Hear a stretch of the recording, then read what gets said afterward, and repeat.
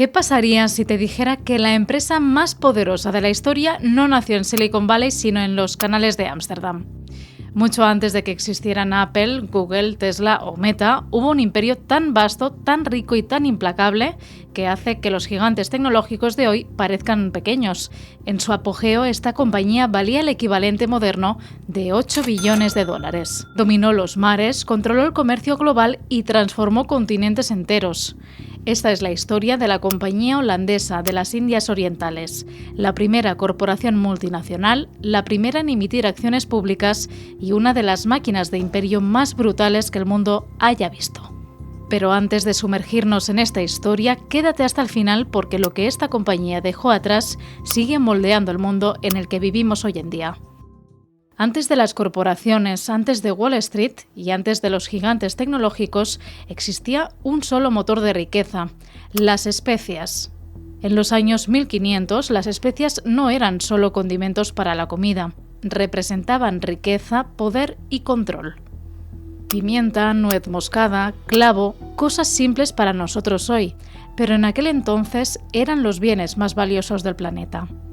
Estas especias provenían de lugares lejanos, las llamadas Islas de las Especias, escondidas en los trópicos de Asia. Durante un tiempo, solo una nación sabía cómo llegar hasta ellas: Portugal. A principios del siglo XVI, Portugal había construido un imperio marítimo formidable. Sus barcos habían superado los límites de los mapas antiguos, navegando más allá del extremo sur de África hasta los mares misteriosos del este. Construyeron rutas secretas y las protegieron con sus vidas. Fortalezas surgieron en las costas de África, India y el sudeste asiático. Los capitales portugueses controlaban el flujo de especias hacia Europa y no tenían intención de compartir. Eran los guardianes del sabor, de la fortuna y del imperio. Pero mientras Portugal ascendía, otro lugar comenzaba a agitarse con ambición: los Países Bajos. En ese entonces, los holandeses no controlaban mucho. Sus ciudades eran ricas, pero no eran libres. Vivían bajo el dominio de la corona española, que se había aliado con Portugal. Esto significaba una cosa para los holandeses: exclusión. Los portugueses, respaldados por el poder español y el dinero alemán, cortaron a los comerciantes holandeses del comercio de especias. Los puertos que antes prosperaban quedaron en silencio. Los barcos que transportaban cargas exóticas se quedaron sin trabajo. Y por si fuera poco, las tensiones entre España y los holandeses estaban a punto de estallar por otra razón: la religión. España era ferozmente católica. Los holandeses, en cambio, habían abrazado el protestantismo, adoptando una nueva fe y una nueva identidad. Para España eran herejes y rebeldes. En 1566, los holandeses se cansaron. Se rebelaron, dando inicio a la Guerra de los 80 años, una lucha larga y sangrienta por la independencia. Pero esta no era solo una guerra por la tierra o la fe, era una guerra por el control del comercio, de la riqueza y del destino. Mientras las tropas españolas marchaban por las ciudades holandesas y los portugueses apretaban su control sobre el comercio global, los comerciantes holandeses veían su futuro desvanecerse, pero no estaban dispuestos a rendirse. Si los portugueses no les permitían comprar especias, los holandeses navegarían hacia el este y las tomarían. Si los españoles los llamaban rebeldes, se convertirían en algo nuevo, algo que el mundo nunca había visto. Una guerra silenciosa estaba comenzando, no en campos de batalla, sino en rutas marítimas, en salas de juntas, en susurros compartidos sobre mapas iluminados por velas. Los comerciantes holandeses comenzaron a unirse, juntaron su dinero, contrataron marineros y buscaron lo único que les faltaba: la ruta hacia el este. Los portugueses guardaban ese secreto como si fuera una joya de la corona, pero ningún secreto permanece oculto para siempre. Un mapa robado aquí, un marinero sobornado allá. Poco a poco los holandeses reconstruyeron los caminos prohibidos a través del Océano Índico. Y entonces zarparon. No sabían exactamente a dónde iban. Los mares eran hostiles, las tierras desconocidas, pero las especias, la riqueza y el poder los esperaban al final de ese viaje. La carrera había comenzado y cambiaría el mundo para siempre. En 1595, una pequeña flota de 4 barcos partió de los Países Bajos bajo el mando de Cornelis de Houtman. No era un explorador experimentado ni tampoco un héroe, era un hombre de negocios y estaba a punto de liderar uno de los viajes más peligrosos de la historia europea. Su destino, Java. Su objetivo, llegar al puerto de Banten, la puerta de entrada a la pimienta, y regresar con suficientes especias para obtener ganancias. Pero el mar no perdona los errores. Desde el principio el viaje estuvo maldito. Los barcos enfrentaron mal tiempo, errores de navegación y enfermedades tropicales. La mitad de la tripulación nunca regresó. Los sobrevivientes chocaron con rivales portugueses y con javaneses locales que no confiaban en estos nuevos y extraños comerciantes. Los holandeses eran vistos como intrusos y actuaban como tales. Hubo peleas y muertes. Cuando la flota finalmente regresó a los Países Bajos en 1597, habían pasado 2 años brutales en el mar. Pero trajeron especias, al menos lo suficiente para vender y ganar dinero. Los portugueses no eran invencibles y los holandeses no iban a detenerse. Ese primer contacto con el este encendió una chispa en la República Holandesa. Los inversores tomaron nota, los comerciantes comenzaron a organizarse y en 1598 lo intentaron de nuevo, esta vez con una flota mucho mayor. 8 barcos mejor preparados, mejor financiados y liderados por Jacob van Neck. La expedición de Van Neck fue todo lo que la de Hoodman no fue. Donde la primera misión tropezó, esta triunfó. La flota llegó a las Islas Molucas, las verdaderas islas de las especias donde la nuez moscada y el clavo crecían silvestres. Esta vez vinieron preparados para comerciar, negociar y, si era necesario, luchar. Los barcos regresaron a Europa en oleadas, cargados de mercancías, y las ganancias fueron del 400%. Por cada moneda invertida, los comerciantes recibieron 4 de vuelta. Era el tipo de retorno que no solo enriquecía a los hombres, sino que cambiaba la forma en que las personas pensaban sobre el dinero, el comercio y el futuro. Pero no todo brillaba como el oro. Estos viajes eran largos y brutales. Los barcos podían desaparecer sin dejar rastro. Las aguas entre Europa y Asia eran un cementerio para los desafortunados y los mal preparados. Por cada Van Neck que regresaba como héroe, había otros que nunca volvían. Ese riesgo y el temor de que un naufragio pudiera acabar con toda una inversión ponían nerviosos a los inversores. Entonces surgió una pregunta: ¿cómo seguir persiguiendo el este sin arriesgarlo todo en una sola apuesta? Fue entonces cuando los holandeses comenzaron a pensar en grande. En 1602 el gobierno holandés intervino. Con el respaldo de los Estados Generales, las diversas facciones de comerciantes fueron obligadas a fusionarse en un solo cuerpo comercial unificado. Lo llamaron el BOC, conocida en español como la Compañía Holandesa de las Indias Orientales. A primera vista parecía solo otra compañía comercial, pero esto era algo diferente. No era solo una flota de barcos ni una colección de comerciantes. La BOC fue una revolución. Por primera vez en la historia, el mundo vio el nacimiento de una corporación multinacional. La BOC no pertenecía a un solo puerto o ciudad. Estaba formada por 6 cámaras en toda la República Holandesa, todas trabajando bajo un mismo techo. Y no se detuvieron ahí. Para financiar sus operaciones, la BOC hizo algo que nadie había hecho antes. Ofreció acciones de la compañía al público. Cualquier ciudadano de la República Holandesa, si tenía el dinero, podía comprar una parte de la acción. Los inversores no solo prestaban su oro y plata, compraban propiedad.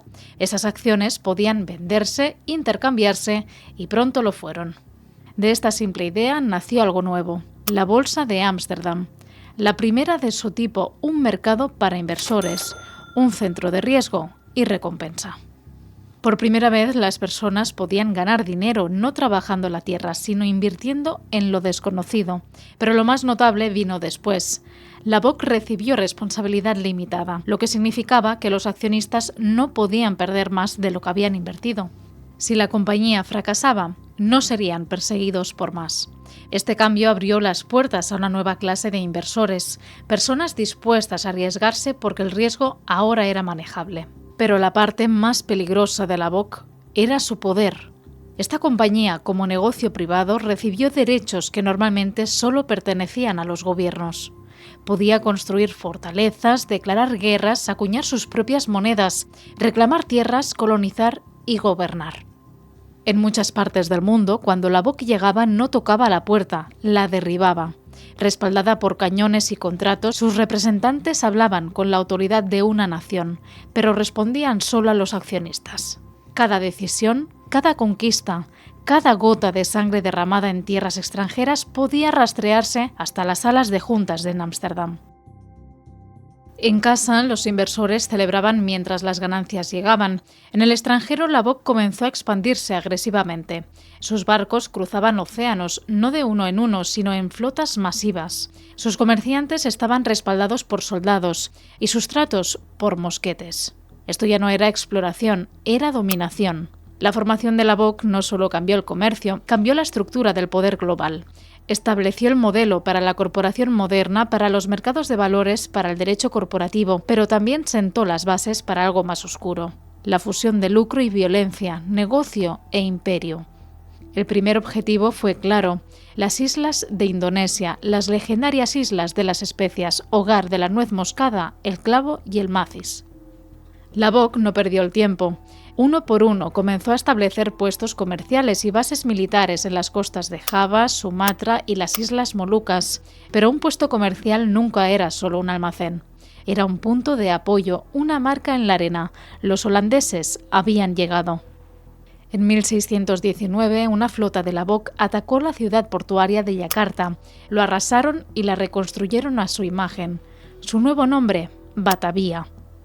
Hoy la conocemos como Yakarta, la capital de Indonesia, pero entonces era algo más: el corazón de las operaciones de la Bock en Asia, el centro de mando desde el cual se dirigía un imperio. Desde Batavia, la Bock se expandió aún más, a India, donde surgieron puestos holandeses en las costas de Coromandel y Malabar, a China, donde los comerciantes buscaban porcelana y seda, y a Japón, donde la Bock aseguró una oportunidad única. En los años 1600, Japón comenzó a cerrarse al mundo exterior. Los comerciantes extranjeros fueron expulsados, las religiones extranjeras prohibidas, pero los holandeses encontraron una entrada. En Nagasaki se les permitió comerciar bajo estrictas condiciones desde una isla artificial llamada Dejima. Ningún otro europeo tuvo ese acceso, solo la Bock. Durante más de 200 años, la Compañía Holandesa de las Indias Orientales fue la única ventana de Japón hacia el oeste. Pero cada nueva conexión tenía un precio, y ese precio fue más alto en las Islas Banda. Eran pequeñas, remotas y tranquilas, pero producían nuez moscada, y eso las hacía valiosas. La Bock no quería una parte, ni un trato comercial, sino el control total. En 1621 enviaron a un hombre para lograrlo: Jan Pieterszoon Koen, el despiadado gobernador general de la compañía. Cuando los bandaneses resistieron el dominio de la Bock, Koen lanzó una campaña brutal. Los pueblos fueron quemados, los cultivos destruidos, miles fueron asesinados o murieron de hambre, otros fueron esclavizados. Al final, la población nativa casi desapareció. Los bosques de nuez moscada, que antes cuidaban los isleños, ahora eran trabajados por mano de obra esclava bajo el látigo holandés. Y no solo ocurría en Indonesia. En 1652 se estableció un nuevo puesto en el extremo sur de África. Su propósito era simple: un lugar para que los barcos de la Bock descansaran y se abastecieran en su camino hacia y desde Asia. Pero con el tiempo esa pequeña estación creció hasta convertirse en la Colonia del Cabo, sentando las bases del dominio holandés en Sudáfrica. Desde Ámsterdam hasta Batavia, desde Dejima hasta Ciudad del Cabo, la red de la Bock se extendía. Usando plata, a menudo traída de Japón, los holandeses compraban bienes que los europeos anhelaban pero no podían producir. Eran la seda, el algodón, la porcelana, la laca y el té.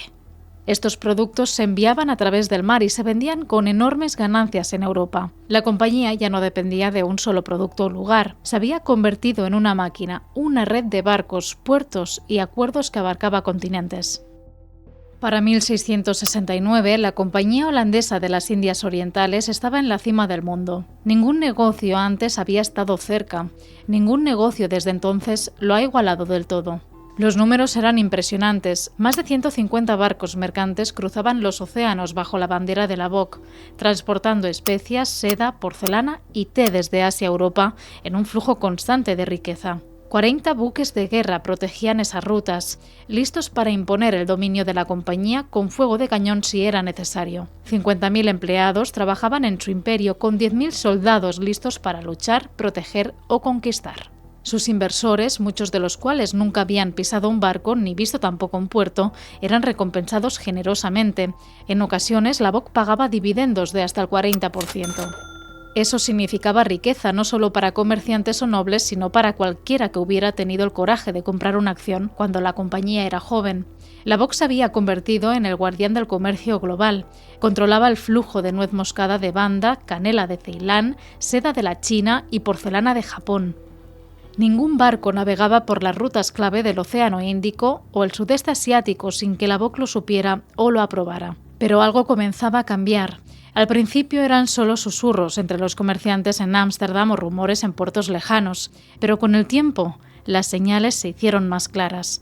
Los vientos que habían llevado a la BOC a la grandeza comenzaron a girar. La primera advertencia vino de Europa. Durante más de un siglo, las especias habían dominado los mercados. Eran exóticas, raras y caras. Pero a finales del 1600, un cambio en los gustos y la moda arrasó el continente. El té, el café, el azúcar y el algodón se convirtieron en las nuevas obsesiones de la élite europea. Las especias ya no deslumbraban de la misma manera, los precios comenzaron a caer, los mercados comenzaron a cambiar y con ese cambio vino la competencia. Inglaterra, Francia y Dinamarca ya no se contentaban con mirar desde la barrera. Sus propias compañías de las Indias Orientales estaban creciendo. Construían barcos, cerraban tratos y establecían colonias. Los ingleses, en particular, eran audaces y agresivos. Su armada se fortalecía. Su presencia en India se volvía imposible de ignorar. El monopolio indiscutible de la BOC estaba siendo desafiado en todos los frentes. En respuesta, la BOC cambió su estrategia. Si ya no podía sobrevivir con especias de alto margen, se enfocaría en productos de gran volumen, como el té, el café, textiles y el azúcar. Estos bienes aún podían generar ganancias y se comerciaban en grandes cantidades. Así que la BOC creció aún más, envió más barcos, expandió sus puertos y estiró sus redes aún más lejos. Pero con esa expansión vinieron costos crecientes. Había que construir almacenes, había que pagar ejércitos, la burocracia se hinchó y bajo la superficie un problema más oscuro crecía: corrupción, ineficiencia y brutalidad. Lejos de los ojos vigilantes de Ámsterdam, los oficiales de la BOC en Asia se convirtieron en reyes por derecho propio. Desviaban ganancias, acaparaban bienes y gobernaban con puño de hierro. Las colonias se convirtieron en nidos de abuso, la esclavitud se expandió, el trabajo forzado aumentó. Cuando surgía resistencia, ya fuera de trabajadores, locales o cualquiera que se atreviera a cuestionar el sistema, la compañía respondía con violencia. Pronto, la compañía más grande que el mundo había visto enfrentaría tormentas que ya no podría soportar.